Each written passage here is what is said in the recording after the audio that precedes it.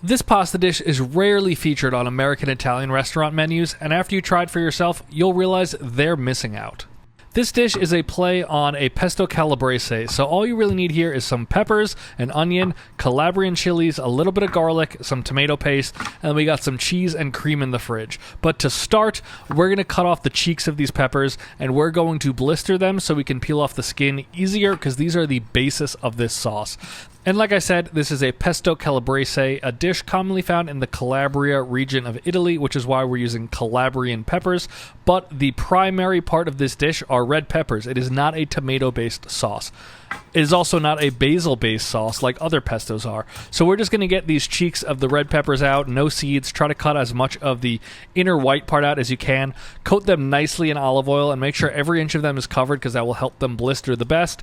Throw them on a baking sheet, a little bit of tin foil, and now we're going to pop them in under a broiler. My toaster oven broils the best, but feel free to use your oven if that broils the best for you, and just get these nice and kind of brown and crispy. Right there is what you're looking for. Once you see them start to blister and turn black like that, that's the goal. We're going to cover those with a little bit of tin foil, let them steam themselves for maybe 10 minutes, and that will help really release that skin. Once we put those off to the side, we're going to prep the rest of the ingredients. We're going to cut a onion nice and thick. This is a Vidalia onion, but you could use any onion that you like, but I do recommend Vidalia. I think it tastes the best in this dish. We're also going to prep 2 cloves of garlic the same way, nice and thin. We're going to be blending all of this, so consistency is kind of helpful so everything cooks the same, but ultimately it's going to be blended. And now we're going to use some Calabrian chili. This adds a little bit of a kick to the recipe, and it really makes the sauce very nice. I'm going to wear a glove, though, just because no one likes chili oils in the eyes, and sometimes you forget, so it's just safe.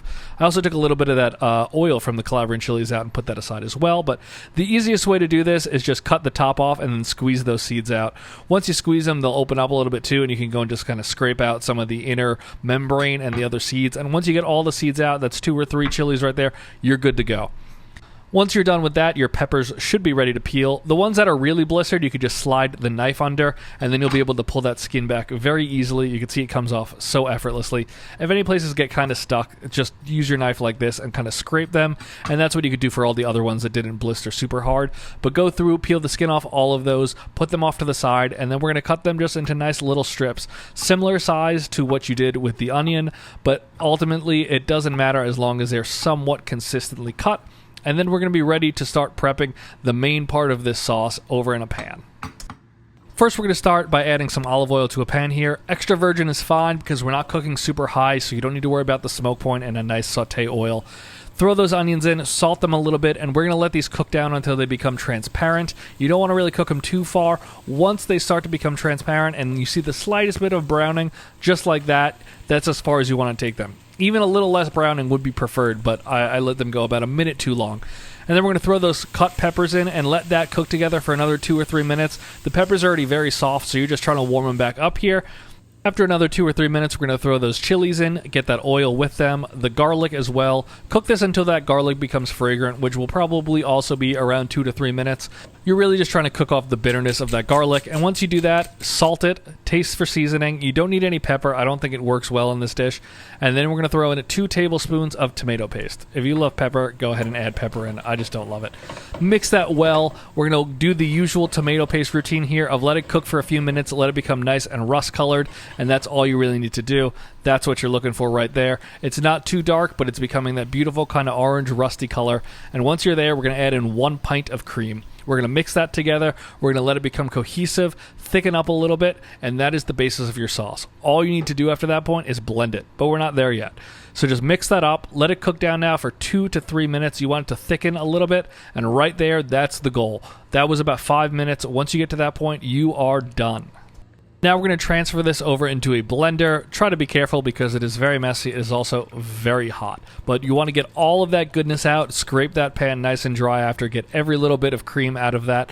And now we're going to blend it. Start it somewhat low. I'm also going to leave a little gap there. I know a little liquid's going to come out, but letting the steam out is very important because hot things blended can explode. So every few seconds, take a break, let some steam out.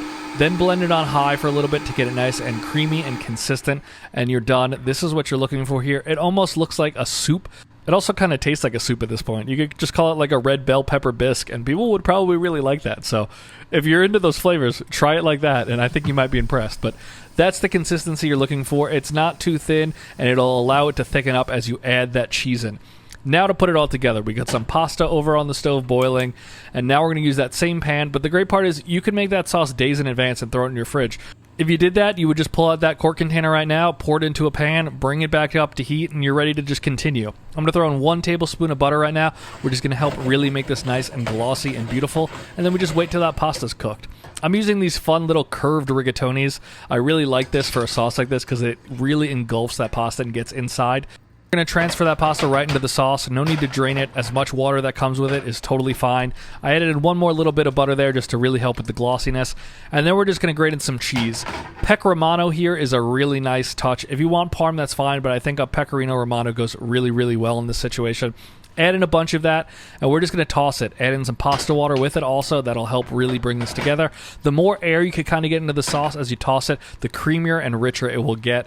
Just kind of add cheese until you find your balance. I don't add a ton more, but just this little bit is the last I do. A little more pasta water there will take care of it. And that's it. That's the entire sauce. It almost looks like a vodka sauce, but the taste is so wildly different. Just going to throw this into a bowl. You don't really need to do much with this.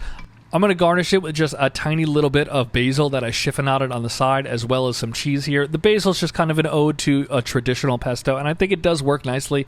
A little splash of olive oil there, and you're done. Look at that. It's beautiful. It's rich. It coats the pasta beautifully.